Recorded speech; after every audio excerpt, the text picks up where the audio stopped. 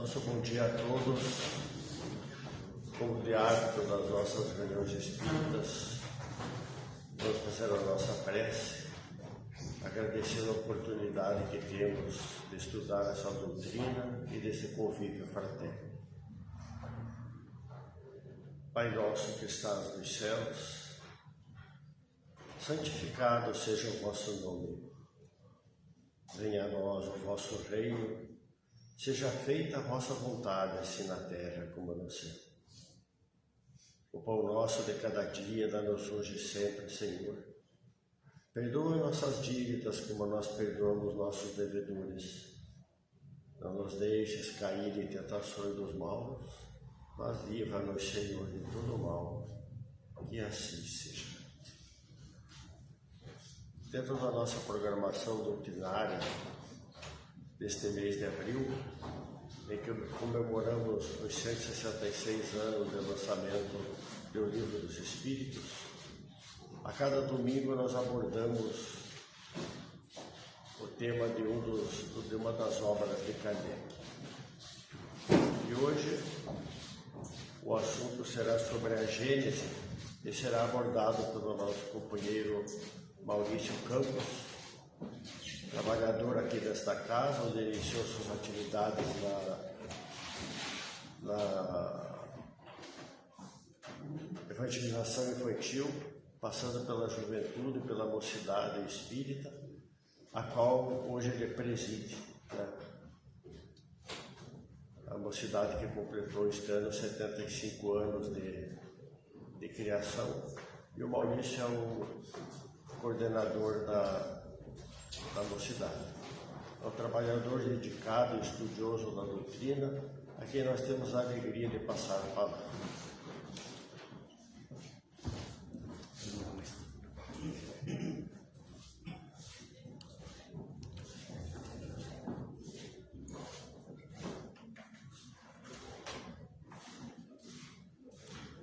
Bom dia a todos. Primeiramente, eu gostaria de agradecer a oportunidade de ter sido convidado para fazer a exposição sobre uma das obras de Allan Kardec. Como o senhor Armando comentou, todo ano, no mês de abril, é feita uma homenagem a cada obra, né? Cada domingo é estudada uma obra, começando pelo Livro dos Espíritos e hoje finalizando com a Gênese. Então, agradeço a dona Alcione pelo convite fraterno que nos fez para abordarmos hoje o tema da obra Gênese. Como é natural, quando nós recebemos um convite para falarmos a respeito de algum tema, logo o primeiro pensamento é o que falar. Às vezes falar sobre a mediunidade, falar sobre aspectos morais da nossa vida é relativamente mais tranquilo, porque nós vamos às obras e pensamos lá alguns trechos, algumas mensagens que compõem o roteiro da palestra. Mas quando nós somos convidados para falar de uma obra em específico, o trabalho é um pouco mais difícil, porque nós pensamos, eu vou pegar um tema para falar sobre dessa obra, mas e os outros temas não vão ser contemplados? Porque o convite era para falar sobre a obra A Gênese, e não necessariamente sobre um tema que compõe essa obra. Então nós fomos, lendo a introdução da obra e achamos que seria muito interessante, através dos olhos do próprio codificador, falar da doutrina espírita, através do seu olhar na introdução que ele coloca nessa quinta obra, que é a Gênese, que foi lançada em 6 de janeiro de 1868. Então nós vamos, através da introdução, trazendo alguns trechos da introdução e também fazendo algumas análises com uma outra mensagem de Allan Kardec, que está na Revista Espírita de 1864. Então o próprio Kardec vai fazer ali uma espécie de um bate-bola com os conceitos que ele vai trazer nessa introdução. Para falarmos da obra A Gênese, nós escolhemos a introdução porque não queríamos falar superficialmente de todos os temas que tem aqui, Poderíamos pegar a introdução, ali o sumário, e ir lendo e comentando rapidamente algum trechinho, alguma coisa a respeito desses assuntos. Mas seria feito de uma forma muito superficial, com certeza não conseguiríamos abordar todos os capítulos, todas as informações que contém, né, em toda essa obra. E a introdução, ela traz a visão do autor a respeito da obra como um todo. Então, por isso, decidimos fazer essa análise através da introdução. E começa Allan Kardec dizendo assim: esta obra é mais um passo dado às consequências e aplicações do Espiritismo. Conforme seu título indica, tem ela por objeto o estudo dos 3 pontos até hoje diversamente interpretados e comentados: a Gênese, os milagres e as predições, em suas relações com as novas leis que decorrem da observação dos fenômenos espíritas. Então, Allan Kardec pega um tema que para muitos poderiam até ser classificado como espinhoso, que é falar da Gênese, ou seja, do início, da onde viemos, dos milagres que aconteceram, que Jesus, né, efetuou, que daí poderia ser correspondente ao quem nós somos, né, como nós, humanos, encarnados, somos capazes de operar esses fenômenos, e das predições, que, né, poderíamos dizer que é para onde vamos, o que, né, a vida nos reserva para o futuro. Mas Kardec faz isso em suas relações com as novas leis que decorrem da observação dos fenômenos espíritas. Então ele não vai só comentar a respeito disso, dos milagres, das predições, do início da Gênese. Ele vai falar desses eventos com um enfoque nas suas relações com as novas leis que o Espiritismo vem trazer, que o Espiritismo vem explicar. Não trazer no sentido de o Espiritismo criou essas leis, criou esses fenômenos, no sentido de explicá-los, explicar fenômenos que estão narrados nos Evangelhos, fenômenos que ocorreram desde sempre na humanidade, mas ele fará isso com relação, né, à observação dos fenômenos que ele chama espírita. Então nós estamos falando de novas leis, leis da natureza, leis que regem o nosso mundo. E as leis em específico são as leis que regem o contato do mundo espiritual com o mundo físico. E ele diz assim: 2 elementos, ou se quiseres, 2 forças regem o universo, o elemento espiritual e o material. Da ação simultânea desses 2 princípios nascem fenômenos especiais, naturalmente inexplicáveis, desde que se abstraia um deles. Do mesmo modo que a formação da água seria inexplicável se abstraísse de um dos seus se abstraísse de um dos seus elementos constituintes, o oxigênio e o hidrogênio. Como iríamos explicar a formação da água se nós ignorarmos um dos elementos que a compõem? Não teria como.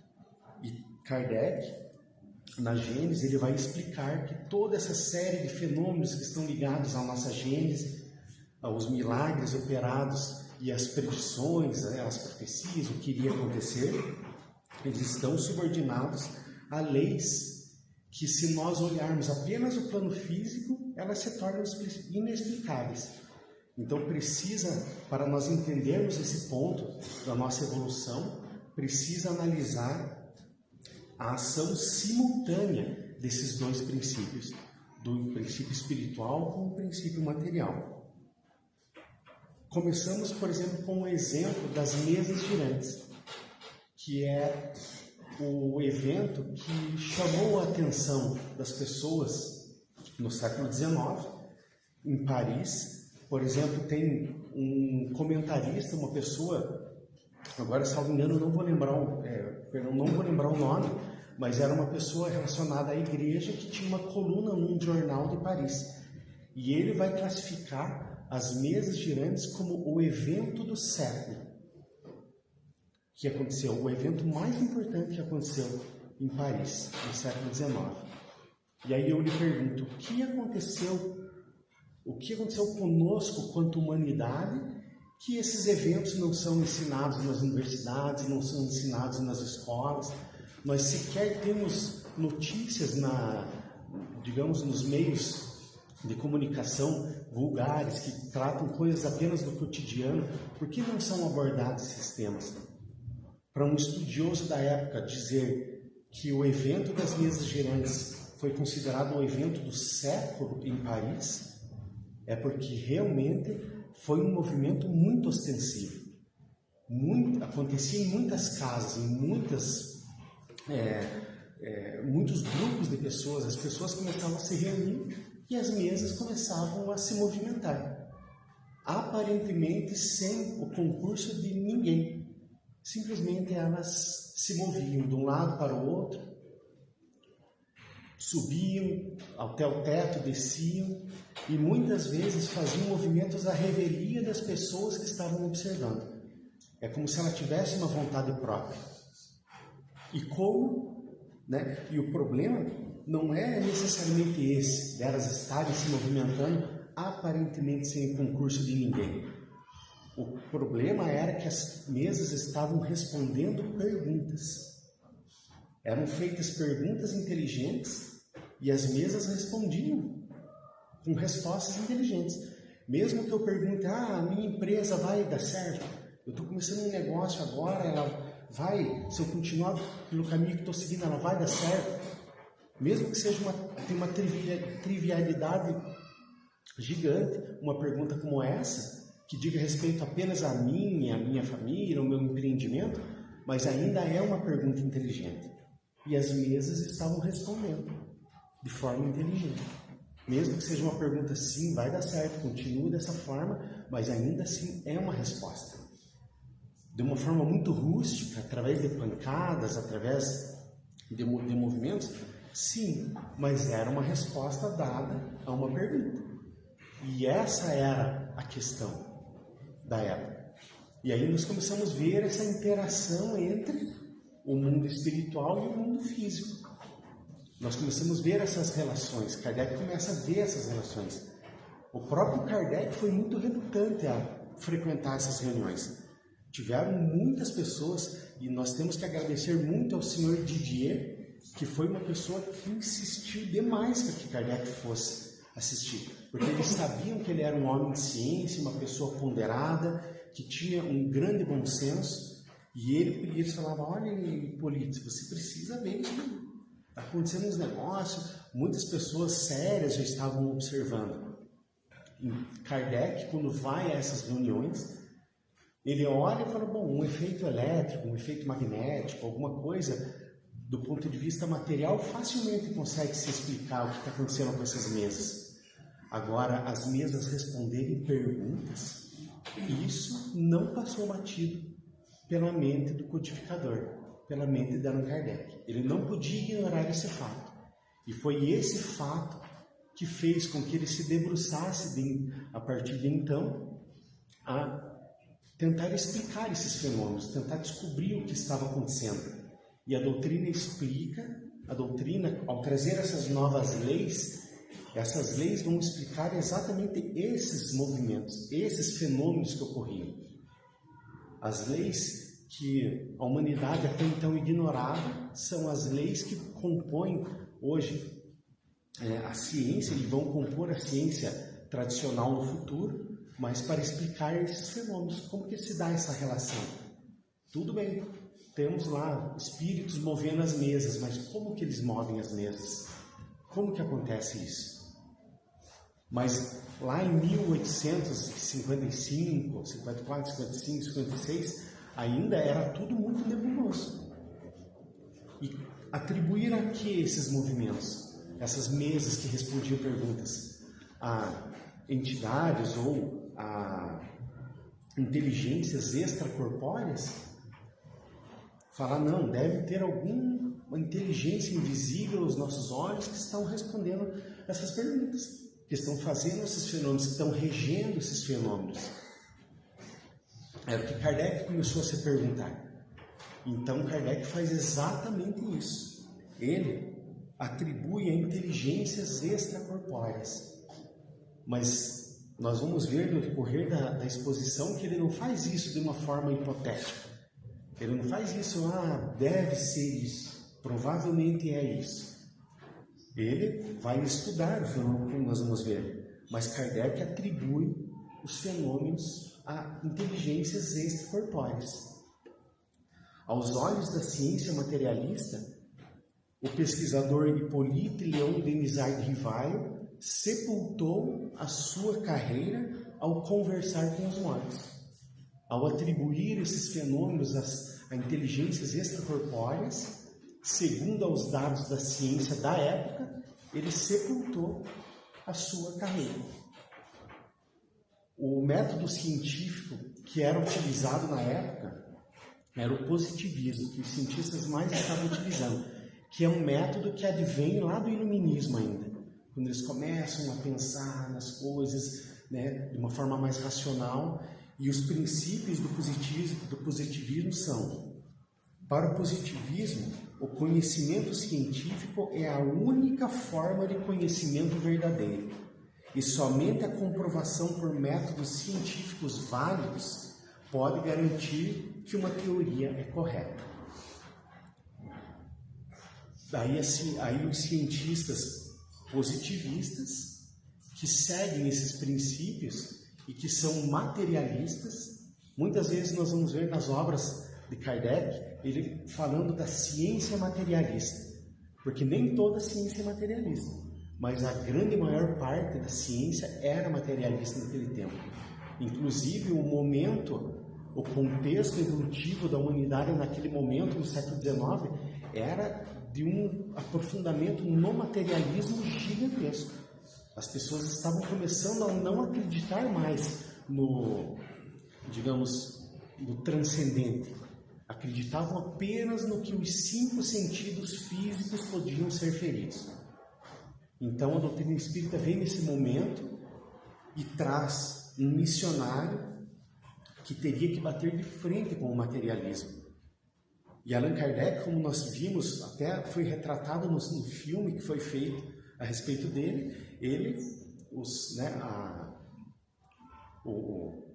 foi, digamos assim, convidado a se retirar do grupo de cientistas e estudiosos do qual ele fazia parte, porque ele começou a entrar num caminho que a ciência materialista não aceitava, que era falar de espírito, falar de coisas além da matéria, coisas que nós precisamos estar com a mente e com o coração aberto para entendermos. Mas Kardec tem essa coragem, e ele já sabia que seria difícil. Em obras póstumas, temos 2 itens intitulados Minha Missão, e um deles, o Espírito de Verdade, vai dizer assim para Allan Kardec: essa missão é perigosa, e para cumpri-la são necessárias uma fé e uma vontade inabaláveis, assim como abnegação e coragem. Ou seja, não precisava de muita coisa, né? Não ia ser uma tarefa tão difícil assim, porque para ter uma vontade e uma fé inabalável, né, é uma coisa que está acessível a todos nós. Eu estou brincando claramente, porque além de uma fé e de uma vontade inabalável, também uma abnegação e uma coragem inabaláveis. E para ter essa presença de Espírito, ter essa coragem de colocar a sua própria reputação em jogo, Allan Kardec, que era um espírito preparado já para isso, ele tinha todas essas virtudes aqui. Por isso ele o faz, e provavelmente sem problema algum. Eu estava pensando esses dias, será que quantos de nós teríamos essa coragem, de pegar a nossa carreira profissional, que demandou estudo, que demandou tempo, para chegar de repente e começar a falar uma coisa que num primeiro momento pode ser até absurda? Quantos de nós teríamos essa coragem? quantos cientistas abririam mão da sua reputação para dar prosseguimento a essas ideias? E Allan Kardec fez isso. Mas para que então a vontade inabalável, uma fé, abnegação e coragem? Para afrontar as injúrias, os sarcasmos, as decepções e não se alterar com a lama que a inveja e a calúnia possam lançar. Nessa posição, o menos que pode acontecer a quem a ocupa é ser taxado de louco e de charlatão. Deixai que falem, deixai que pensem livremente. Então Kardec já sabia. Essa mensagem é de 1860. Então ele sabia dos perigos, ele sabia o que ele teria que enfrentar. E mesmo assim ele leva adiante, porque ele percebeu, como ele mesmo vai dizer na sua obra, ele percebeu a verdade, a veracidade daqueles fenômenos. Agora, na Revista Espírita de 1864, é transcrita uma alocução, que é uma espécie de uma fala breve que Kardec fez na cidade de Bruxelas e Antuérpia num centro espírita. E Kardec vai falar assim, relativo a esse assunto. Há aqui uma consideração de alta importância. É que em suas pesquisas, o Espiritismo não procedeu por vias de hipóteses, como o acusam. Não supôs a existência do mundo espiritual para explicar os fenômenos que tinham sobre as vistas. Procedeu por meio da análise e da observação dos fatos, remontou as causas e o elemento espiritual se lhe apresentou como força ativa. Só o proclamou depois de havê-lo constatado. Allan Kardec constatou a existência dos espíritos. Isso dito por Allan Kardec, por um pedagogo, por um reformador. Allan Kardec ele participou da reforma da língua francesa que foi feita. Allan Kardec não, né? Hippolyte Léon Denis Rivail foi convidado para integrar a equipe de estudiosos franceses que fez a reforma da língua francesa. Então, quando nós lemos esses termos, quando nós lemos esse cuidado que Kardec tinha com a sua fala e com a sua escrita, é porque realmente ele estava convicto do que ele estava falando. Então, através da análise e da observação, que são atributos da ciência positivista, está inserido nos métodos científicos que os positivistas utilizam, a análise e a observação, ele remonta as causas daqueles fenômenos que eles estavam vendo.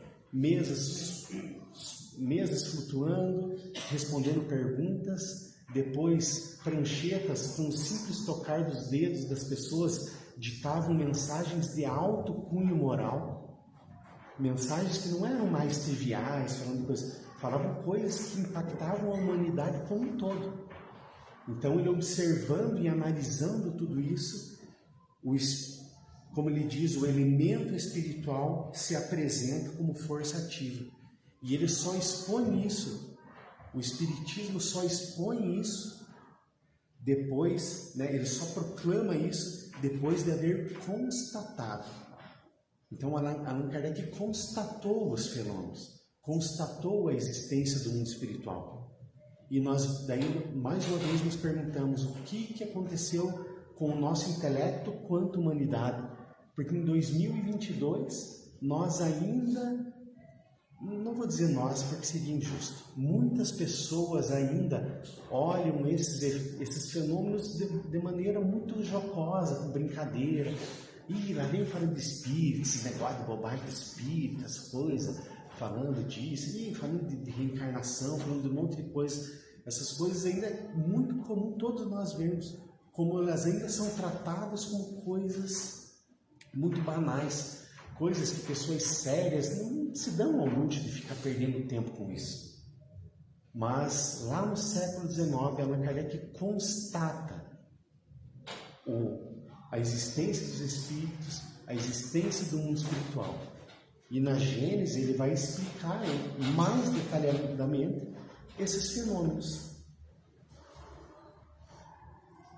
Assim como o Espiritismo procurou, continua Kardec na sua locução, assim como o Espiritismo procurou a explicação dos fenômenos de certa ordem, que em todos os tempos se produziram de maneira espontânea, mas, sobretudo, o que o favoreceu nessas pesquisas é que lhe foi dado, até certo ponto, o poder de produzi-los e provocá-los. Encontrou nos médiuns instrumentos adequados a tal efeito, como o físico encontrou na pilha e na máquina elétrica os meios de reproduzir os efeitos do raio. Essa é uma coisa muito interessante e muito bacana. Allan Kardec, quando começa a observar os fenômenos, começa a ler o que os espíritos estavam falando para ele, e ele mesmo vai dizer que ele começa a entender que a mesa, que o lápis, aquela prancheta que eles utilizavam e o próprio médium eram instrumentos para que os espíritos pudessem se manifestar. E aí muitas dessas leis que regem essa conversa entre esses dois mundos que vão começar a ser explicadas pelo Espiritismo.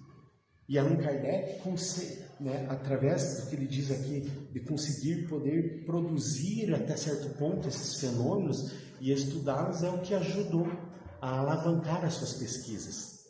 Então os fenômenos eles começam a aparecer e a acontecer em diversas regiões do planeta Terra, inclusive no Brasil. Na Revista Espírita tem relatos de fenômenos físicos que aconteciam aqui no Brasil. Numa casinha lá de uma localidade rural, do nada, de repente, começava como se tivesse caído uma chuva de pedras, uma chuva de granizo fortíssima. O barulho no telhado era ensurdecedor. E os donos, os habitantes da casa olhavam para fora e nenhuma gota de água, de nada caiu. Mas várias vezes durante a noite, eles passavam por essa questão. E daí eles mandam uma carta lá para o Allan Kardec, um pesquisador brasileiro que conhecia as obras espíritas, manda para lá e Kardec publica na Revista Espírita esses eventos que aconteceram inclusive aqui no Brasil, mas aconteciam ostensivamente em várias partes do globo. E como ele diz aqui, de forma espontânea. Abundam nas escrituras esses fatos, voltando à introdução da Gênesis. Esses fatos, esses fenômenos que aconteciam e que antes não conseguiam ser explicados através da ciência, abundam nas escrituras e por desconhecerem as leis que os regem, é que os comentadores dos dois campos opostos, da questão da religião e da ciência, girando sempre dentro do seu mesmo círculo de ideias, fazendo uns abstração dos dados positivos da ciência, outros do princípio espiritual, não conseguiam chegar a uma solução racional. É mais ou menos o que aconteceu com as mesas girantes. Imagine se Kardec ficasse só em cima do efeito físico. Não, mas tem que ir lá e pega o pé da mesa, corta e olha a madeira, e pega uma mesa feita de uma outra madeira, e pega uma mesa de um peso diferente, começa a fazer análises apenas do ponto de vista físico. Se ele abstraísse a questão, fala, não, inteligências extracorpóreas, não, isso não deve ser, eu vou ficar aqui só com os dados positivos da ciência. Ele não conseguiria chegar a uma solução. Da mesma maneira, se Kardec atribuísse tudo e única e exclusivamente aos espíritos, abstraísse o mundo físico, também não conseguiria analisar as leis que regem os fenômenos, porque ele aí estaria abstraindo a parte material. Por isso que o Espiritismo é a ciência que explica as leis que regem a interação entre os dois mundos. É a interação. Não necessariamente explica como é o mundo espiritual, do que é feito pelo espírito, as moléculas, o que acontece. Não necessariamente isso. Nós temos as informações sobre isso. Mas o foco da doutrina é trazer as leis, explicar as leis que sempre existiram, que regem as relações entre esses dois mundos.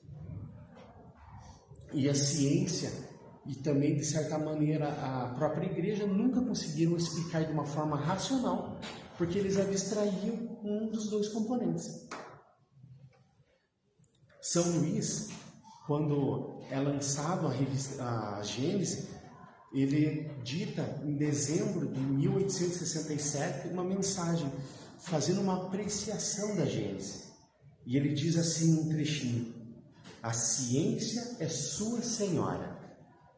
A religião, antagonista da ciência, respondia pelo mistério a todas as questões da filosofia cética. Tudo que a filosofia materialista dizia, eles explicavam de uma forma, como ele diz aqui, ela violava as leis da natureza e as adaptava à sua fantasia. Então, a religião, e ele diz aqui, religião antagonista à ciência, porque tem ciências que não são antagonistas.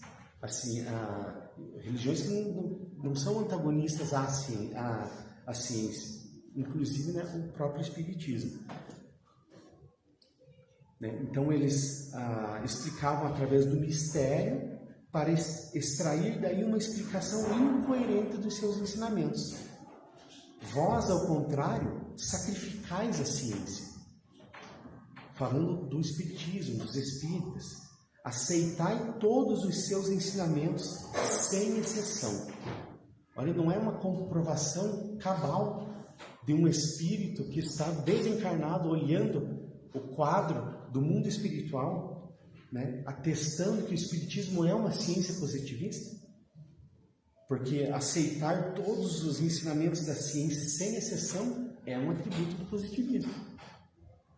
Eles abris, e essa aceitação a todos os ensinamentos da ciência sem exceção, lhes abris horizontes que ela supunha intransponíveis.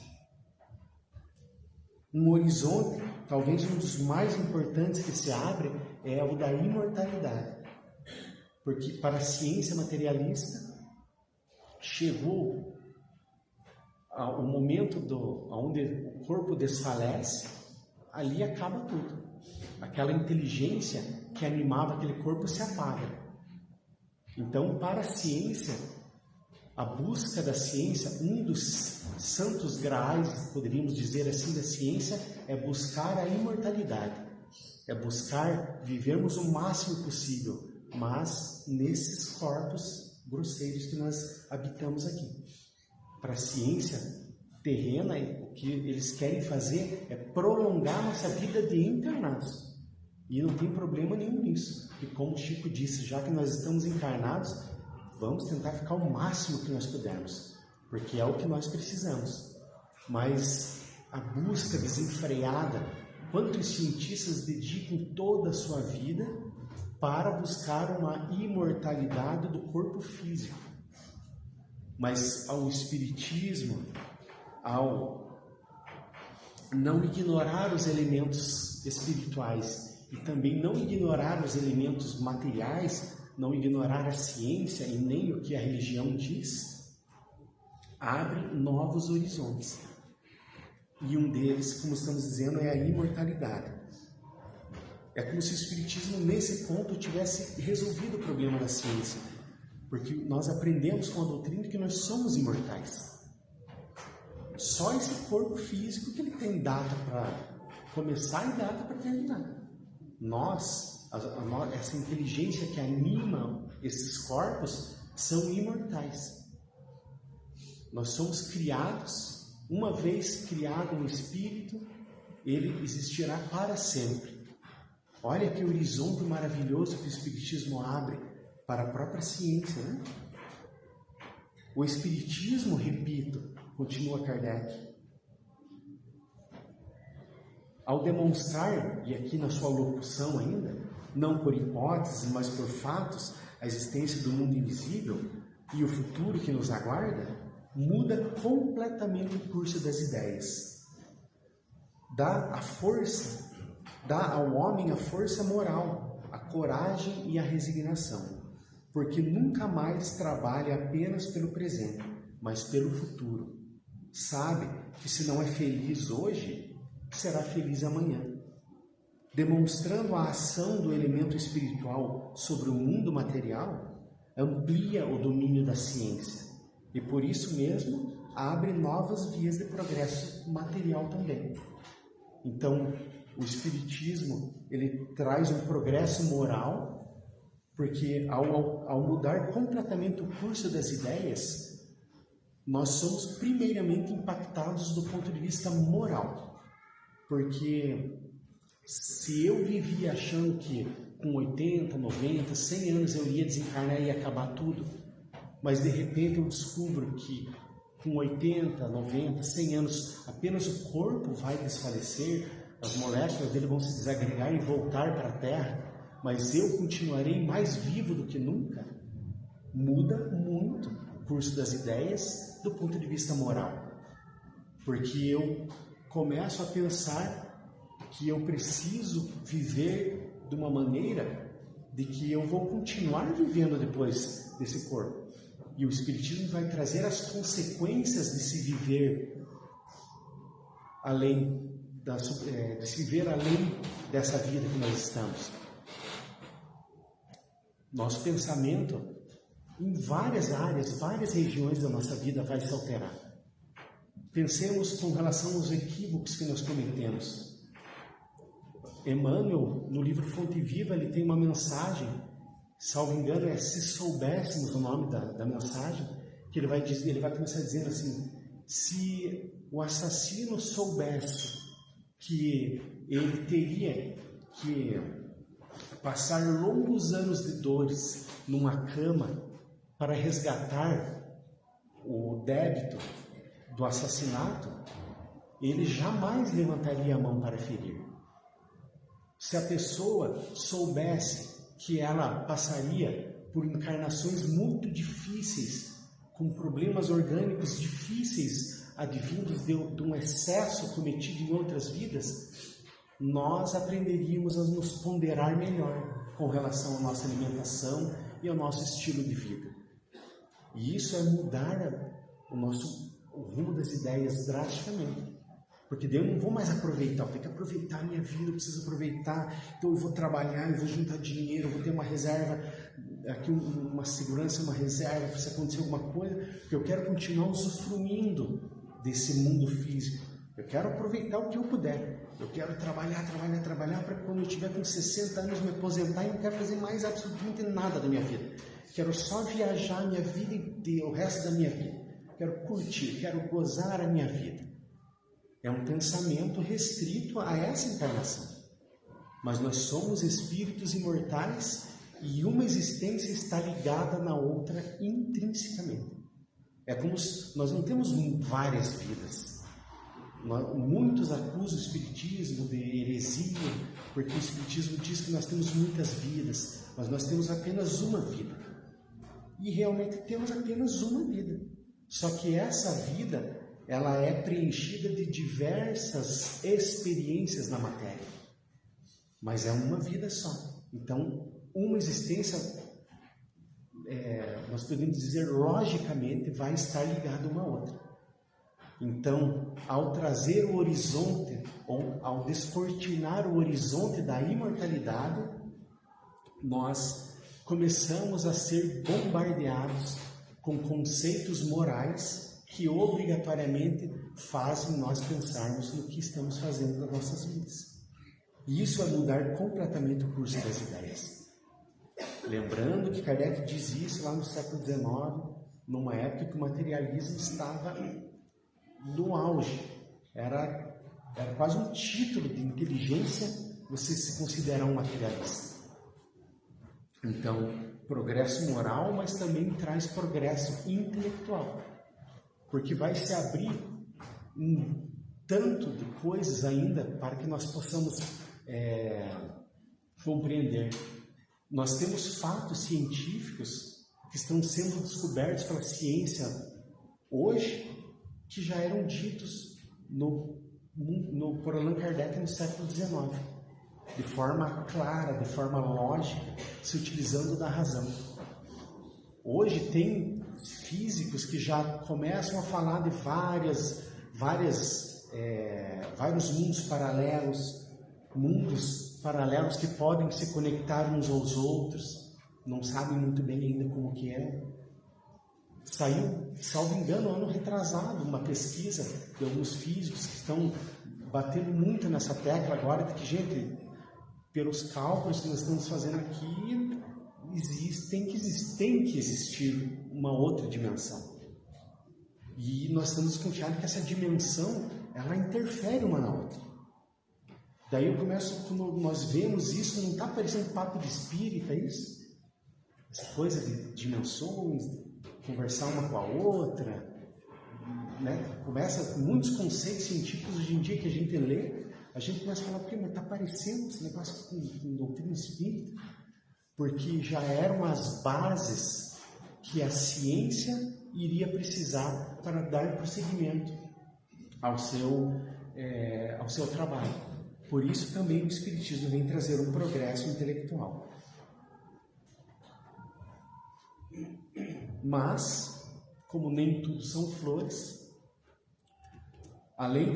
não obstante Kardec estar utilizando, né, um método científico válido da época, ainda era necessário fazer essa ciência, digamos assim, positivista avançar, se modernizar. Esta obra, continua na introdução, pois, como já dissemos, um complemento das aplicações do Espiritismo, de um ponto de vista especial. Os materiais se achavam prontos, ou pelo menos elaborados desde longo tempo, mas ainda não chegaram ao momento de serem publicados. Era preciso, primeiramente, que as ideias destinadas a lhe servirem de base houvessem atingido a maturidade. E, além disso, também se fazia mister levar em conta a oportunidade das circunstâncias. O cuidado de Kardec ao não se afobar e publicar já de cara tudo isso. Nós temos textos que estão na Gênese de 1868 que foram ditados em 1860 e ficaram quase uma década guardados nas gavetas de Kardec até que amadurecessem as ideias, o pensamento dos próprios espíritas da época amadurecesse para ele publicá-los. O Espiritismo não tem mistérios, nem teorias secretas. Tudo nele é revelado claramente, a fim de que todos possam julgar com conhecimento de causa. E isso praticamente é poesia aos nossos ouvidos. O Espiritismo não tem mistérios, nem teorias secretas. Tudo nele é revelado claramente. São Luís vai dizer, na ocasião do lançamento da Gênese, que o Espiritismo entra atualmente em uma nova fase, ao atributo de Consolador. Então, olha, quando ele lança a Gênese, é que o Espiritismo realmente compõe e entra ao atributo de Consolador. E não é consolador, digamos assim, porque às vezes a gente pensa em consolo, as nossas dores, o nosso desespero, e realmente é isso também. Mas existe um outro tipo de consolo que nós poderíamos dizer que ele diz mais respeito ao aspecto intelectual mesmo. Imaginemos nos dias atuais um cientista, uma cientista, um físico, uma professora ligada à área da química, que é apaixonada pela sua vocação, mas que muitas vezes sente no seu íntimo um desejo de trazer uma espiritualidade para si. Mas daí, quando ela vai em busca da espiritualidade, que geralmente são as religiões que tratam desse assunto, ela começa a encontrar conceitos, como nós vimos lá em cima, que tiram de lado a ciência e explicam através do mistério as coisas. Aí esse cientista para e fala, poxa, mas eu acho pode ser até bonito isso que está escrito, mas segundo o que eu mesmo estou ensinando na universidade, nas escolas, ou segundo o que eu próprio estou estudando para o meu doutorado, eu não consigo entender. Não é coerente. Mas, quando nós encontramos uma doutrina que fala, aonde o seu codificador escreve, fala em público uma frase dessas, que escreve na introdução de uma de suas obras, que essa doutrina não tem mistérios, não tem teorias secretas, tudo nela é revelado claramente. Isso é consolador para esse cientista. É consolador. Imaginemos, por exemplo, uma pessoa ligada à geologia. Na Gênese, Kardec faz um Ctrl+C e Ctrl+V de um livro, de qualquer livro de geologia da época, quando ele vai falar da uranografia do planeta, vai explicar a formação do planeta. Kardec, para ser o mais didático possível, ele pega conceitos científicos da época que eram ensinados nas escolas e coloca na obra, na Gênese. E lá dele vai falar das fases que passaram, tudo, vai falar dos fósseis, hoje, por exemplo, do petróleo que nós encontramos, de tudo isso, as primeiras vegetações, depois, mas utilizando conceitos únicos e exclusivamente da ciência da época. Se eu fosse um geólogo e fosse ler, se eu tivesse um dia um pouco assim, meio emocionado, talvez eu até vertesse algumas lágrimas até, de tão consolador que é. Eu poder pegar não eu, Maurício, mas nesse exemplo, eu que sou da área científica, poder dar vazão a toda a minha espiritualidade através de uma doutrina que não tem nada secreto, que explica as coisas através da lógica, isso é um bálsamo para quem é da área científica e quer se desenvolver espiritualmente também. Quer ter uma religião, não é porque a pessoa eu sou cientista e não acredito em nada, não. Muitos querem se desenvolver do ponto de vista moral. E a doutrina espírita faculta essa possibilidade. Cada coisa, entretanto, tem de vir a seu tempo, para vir com segurança. Uma solução dada precipitadamente seria antes causa de atraso do que avanço.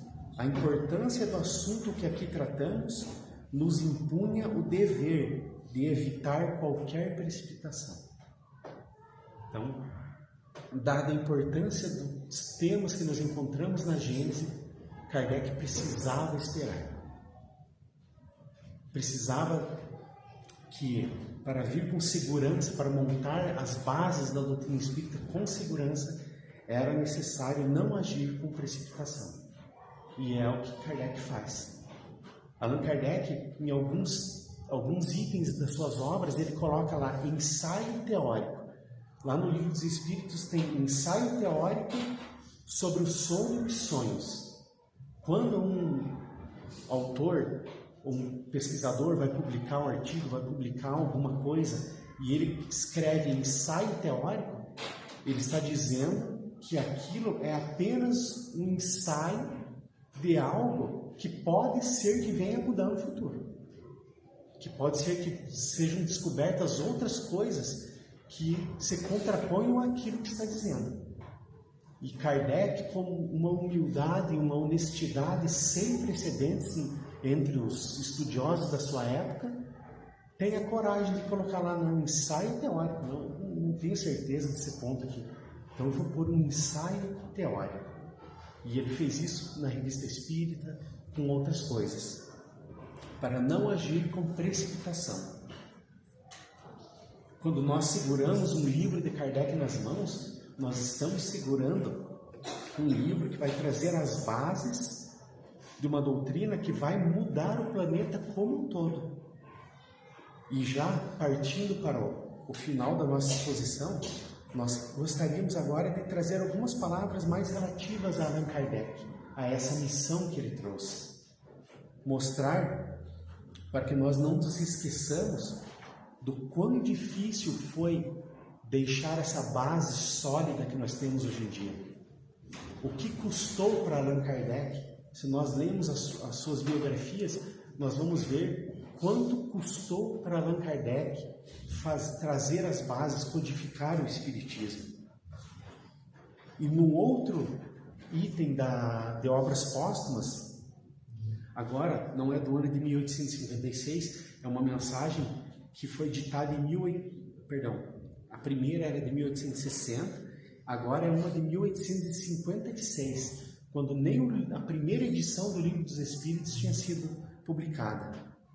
E vai dizer assim o Espírito de Verdade em uma de suas respostas: a missão dos reformadores é cheia de escolhos e perigos. Previno-te que a tua é rude. E aqui nós vemos ali o Espírito de Verdade chamar Allan Kardec de reformador. Para ser um reformador é um título. Eu confesso que foi a primeira vez que eu vi chamar Allan Kardec de reformador. Mas é porque ele está fazendo uma reforma.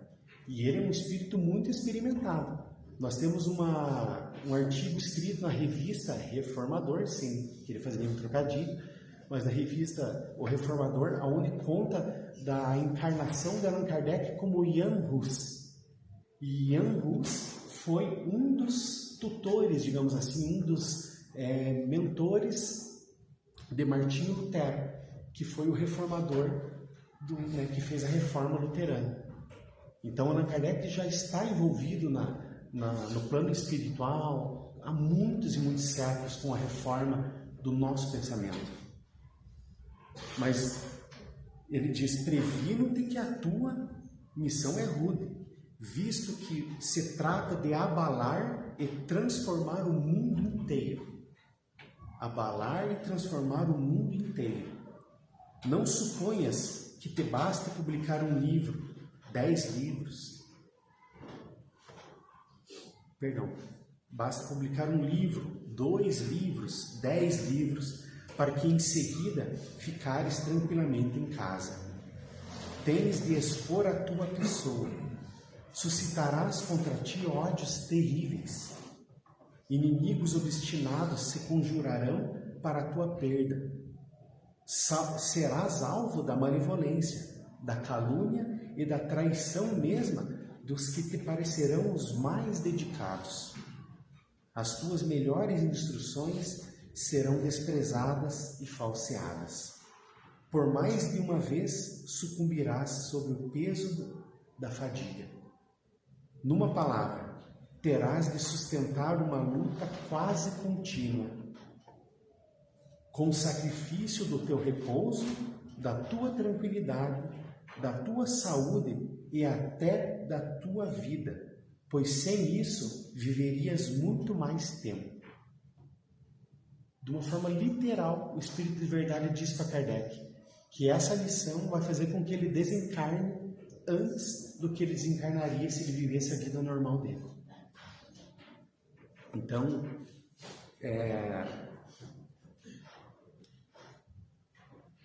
eu ia falar muitos, mas eu vou falar de mim. Eu acho que eu já teria parado de ler essa mensagem, já ia abandonar a tarefa, já que não ia nem precisar chegar nessa parte de viverias muito mais sem isso, porque eu já ia abandonar antes já. Eu ia falar assim: o quê? Mas eu não vou ganhar nenhum prêmio, nem um jabuti. Não precisa ser Nobel, mas não vou ganhar nada. Nem um jabutizinho, que é um prêmio muito importante brasileiro, mas não vou ganhar nada. Não, então eu não quero. Mas Kardec, como o próprio Jan Hus foi queimado por se dizer que era um herege, então ele já estava calejado nisso, Pois bem, não poucos recuam quando, em vez de uma estrada florida, só veem sob os passos urzes, pedras agudas e serpentes. Para tais missões não basta a inteligência. Para agradar a Deus é preciso, antes de tudo, humildade, modéstia e desinteresse, visto que Ele abate os orgulhosos, os presunçosos e os ambiciosos. Para lutar contra os homens, são indispensáveis coragem, perseverança e inabalável firmeza. Nós podemos entender aqui firmeza como fé e vontade, que foi como o Espírito de Verdade na mensagem de 1860 falaria. Também são necessárias prudência e tato, a fim de não conduzir as coisas de modo conveniente. A fim de conduzir as coisas de modo conveniente e não lhes comprometer o sucesso com palavras ou medidas intempestivas. E nós vimos que Kardec, de forma alguma, foi intempestivo ao guardar os ensinamentos contidos na Gênese durante muitos anos, depois organizá-los e publicá-los. Exigem-se por fim, tem mais coisa ainda, pessoal, exigem-se por fim devotamento, abnegação e disposição a todos os sacrifícios. Como vês, a tua missão está subordinada a condições que dependem de ti. Espírito de Verdade. E logo em seguida Kardec responde: Espírito Verdade, agradeço os teus sábios conselhos. Aceito tudo, sem restrição e sem ideia preconcebida. Aceito, inclusive, dar a minha vida, desencarnar antes do previsto. Alguns anos atrás foram achadas algumas cartas de Allan Kardec, e que ele mesmo escondeu, inclusive da sua própria esposa, e elas foram publicadas numa edição do Reformador que eu não encontrei a edição, peço perdão. Mas nessas diversas cartas tinha uma mensagem de um espírito que era médico e que ele estava muito preocupado com a saúde de Allan Kardec. Porque Allan Kardec, como ele trabalhava dia e noite, praticamente, durante o dia, ele tinha os afazeres profissionais dele, e a doutrina espírita ele codificou praticamente durante a noite, ele respirava muita fuligem, muita fumaça da lamparina que ele tinha. Acho que é lamparina, né, Fábio? Historiador aqui. Podemos chamar assim, né? Me fugiu o nome agora, um outro nome. Mas que funcionava querosene. Imagine você durante 10 anos dentro de uma sala, não tinha ar-condicionado, não tinha ventilador naquele tempo, respirando querosene, fumaça da querosene. Allan Kardec, numa dessas cartas, ele vai até escrever dizendo que ele não conseguia subir um lance de 3 escadas sem ficar ofegante, sem que ele tivesse que parar e dar uma respirada. E um dia a sua esposa, Amélie Boudet, acha essa carta e ele chega do trabalho e ela está com o semblante muito sério. Isso ele mesmo fala, ela está com o semblante muito sério com a carta em cima da mesa. Quando ele vê qual carta que era, ele já sabia qual seria o tema daquele dia do puxãozinho de orelha que ele iria levar. E ela estava pedindo, por favor, para que ele parasse um pouco, diminuísse um pouco a sua atividade. E o máximo que ele fez foi se retirar para uma cidade, Saint-André, salvo engano, que era no litoral de Paris, da França, onde ele escreve o Evangelho segundo o Espiritismo, que era o clima mais ameno, que era um clima mais agradável. Mas ele estava já, durante a codificação, sentindo o seu corpo mesmo desfalecendo. Mas, como ele diz, aceito tudo, sem restrição e sem ideia pré-concebida. Então ele não pensou, bom, então acho que eu vou fazer, porque senão eu posso ficar famoso, ou os espíritos vão me dar um lugarzinho melhor lá no céu, ou uma coisa do tipo. Ele não teve nenhuma ideia pré-concebida. Simplesmente a vontade e o desejo dele era a busca da verdade. Senhor, já que te dignastes lançar os olhos sobre mim, prosseguindo Kardec, para cumprimento dos teus desígnios, faça-se a tua vontade. A minha vida está em tuas mãos. Dispõe do teu servo. Reconhecendo a minha fraqueza diante de tão grande tarefa, a minha boa vontade não desfalecerá, mas talvez as forças me traiam. Supre a minha deficiência, dá-me as forças físicas e morais que me forem necessárias. Ampara-me nos momentos difíceis. E com o teu auxílio e o amparo dos teus celestes mensageiros, tudo farei para corresponder aos teus desígnios. Eis o caráter do missionário, do verdadeiro profeta, do verdadeiro reformador, ou qualquer nome que nós queiramos dar para uma pessoa que assume uma responsabilidade tão grande de abalar as bases e de alterar as ideias de um mundo inteiro. 10 anos depois, Allan Kardec, ele vai colocar nessa mensagem uma observação. 10 anos e meio depois, para ser mais exato, ele vai colocar uma observação, que é com a qual nós vamos finalizar. Escreva essa nota a 10 de janeiro de 1867, 10 anos e meio depois que me foi dada a comunicação acima, e constato que ela se realizou em todos os pontos, pois experimentei todas as vicissitudes que me foram anunciadas. Então, era uma profecia do Espírito de Verdade. Ele não disse assim: olha, Kardec, pode ser que te traiam, pode ser que de repente aconteça isso, alguma coisa. Não, era uma profecia, aquilo iria acontecer. E como o próprio Kardec, 10 anos e meio depois, vai dizer, ele diz que ela, a comunicação dela se realizou em todos os pontos, pois experimentei todas as vicissitudes que me foram anunciadas. Graças, porém, e aqui, pessoal, vai entrar uma fala de Kardec que é um incentivo para todos nós que trabalhamos nas fileiras da doutrina espírita. Todos nós que temos, seja qual for, uma atribuição qualquer no movimento espírita, que deve servir de incentivo, de consolo e também de motivação para que nós possamos prosseguir na nossa tarefa nos dias tribulosos das nossas vidas, sobretudo naqueles mais difíceis. Graças, porém, à proteção e assistência dos Espíritos bons, que incessantemente me deram manifestas provas de solicitude, tenho a ventura de reconhecer que nunca senti o menor desfalecimento ou desânimo, e que prossegui sempre com o mesmo ardor no desempenho da minha tarefa, sem me preocupar com a maldade de que era objeto. Segundo a comunicação do Espírito Verdade, eu tinha de contar com tudo isso, e tudo se verificou. Mas também, a par dessas vicissitudes, a par dessas dificuldades, quantas satisfações experimentei, vendo a obra crescer de maneira tão prodigiosa.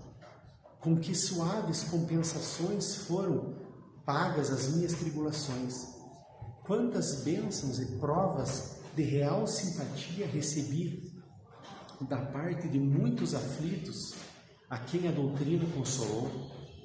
O Espírito Verdade não me havia anunciado este resultado, que sem dúvida, intencionalmente, apenas me mostrara as dificuldades do caminho. Qual não seria, pois, a minha ingratidão se me queixasse? Se dissesse que há uma compensação entre o bem e o mal, não estaria com a verdade, visto que o bem, e por bem entendo as satisfações morais, sobrelevam de muito o mal. Quando me sobrevinha uma decepção, uma contrariedade qualquer, eu me elevava pelo pensamento acima da humanidade e me colocava antecipadamente na região dos espíritos. E desse ponto culminante, do qual divisava a minha chegada, as misérias da vida deslizavam por sobre mim sem me atingirem. Desse modo, esse modo de proceder se me tornara tão habitual que os gritos dos maus jamais me perturbaram. Esse é o pensamento, são as impressões de Allan Kardec, impressões pessoais dele a respeito de tudo. E nós quisemos trazer isso para fechar, já que nós iniciamos com o Livro dos Espíritos, com certeza os nossos colegas que aqui estiveram falaram muito também sobre Allan Kardec, mas queríamos finalizar com esse trecho que Kardec fala a respeito da dificuldade, de como é difícil nós levarmos a nossa vida aqui na Terra quando nós queremos nos reformar. Allan Kardec é o reformador do pensamento. E se nós queremos reformar os nossos próprios pensamentos, nós necessitamos desses exemplos. Nós necessitamos desses relatos que nós encontramos a respeito do codificador. É muito interessante nós estudarmos as obras espíritas, mas irmos à Revista Espírita, por exemplo, onde nós temos muitas observações de Allan Kardec, onde nós encontramos ali opiniões, porque era uma revista, é um estilo literário diferente de uma obra, de um livro, por exemplo. É uma coisa, muitas vezes, ela beira o próprio entretenimento. Os próprios espíritos disseram no início que Kardec precisava utilizar a Revista Espírita como entretenimento, para chamar a atenção das pessoas, para não tornar esse processo de crescimento muito difícil, muito moroso. Então é muito agradável ler a Revista Espírita, obras póstumas, onde nós vemos o Kardec homem, o Kardec humano, falando dessas dificuldades, falando da importância de tudo isso que foi tratado durante todo esse mês. Nós agradecemos a atenção de todos, pedimos perdão por passarmos do tempo, mas fica então a nossa gratidão ao codificador, a nossa gratidão a esta casa que nos proporciona estarmos aqui estudando essas obras que, como nós vimos, com muito sacrifício foram trazidas pelos Espíritos, codificadas por Allan Kardec com muito sacrifício. Muito obrigado a todos.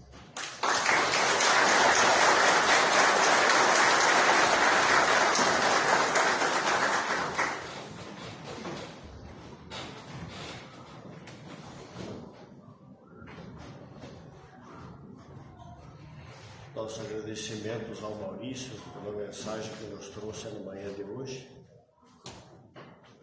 que nos sirva de reflexão para a nossa semana, que realmente o que Kardec fez em 12 anos, nós, sem o preparo que ele tem, levaríamos séculos, né?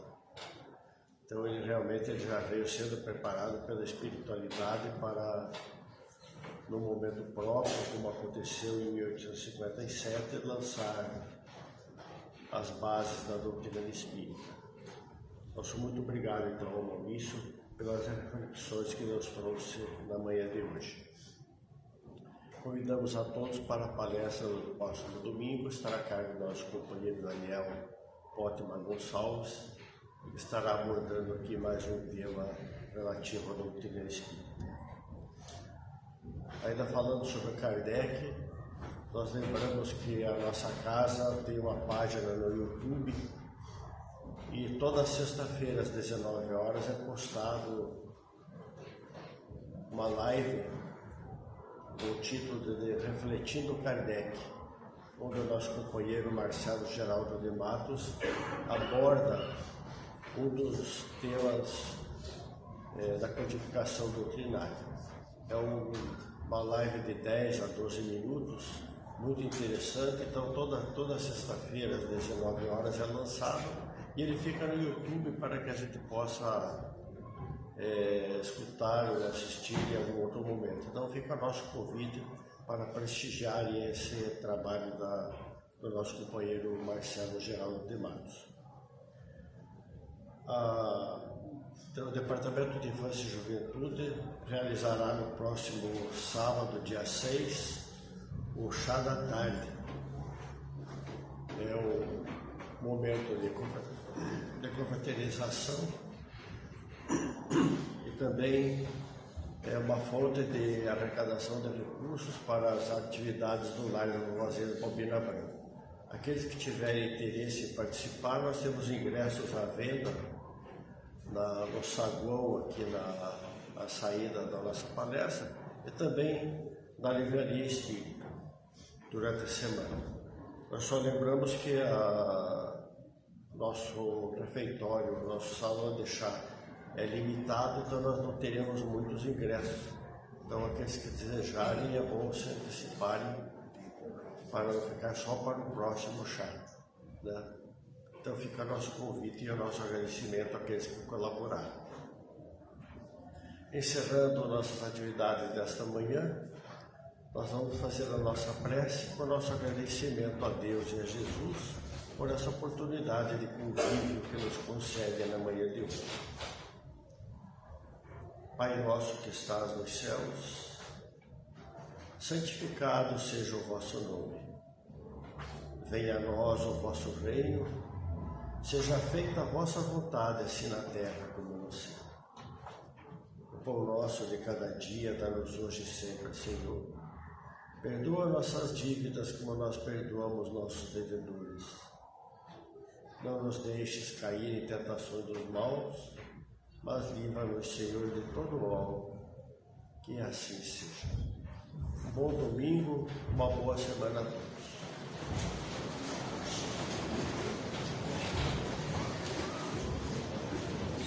Eu sempre esqueço.